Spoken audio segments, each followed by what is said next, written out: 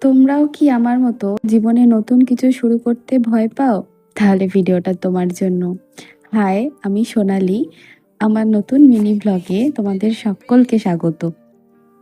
সত্যি বলতে ক্যামেরার সামনে কথা বলা আমার জন্য খুব একটা সহজ নয়। অনেকবার ভিডিও শ্যুট করেছি, ডিলিট করেছি। ভেবেছি মানুষ কি বলবে, কেউ দেখবে তো? তারপর একদিন মনে হলো, অন্যের মতামতের ভয়ে যদি নিজের ইচ্ছেটাই চাপা দিয়ে রাখি, তাহলে তো কোনোদিনও শুরুই হবে না।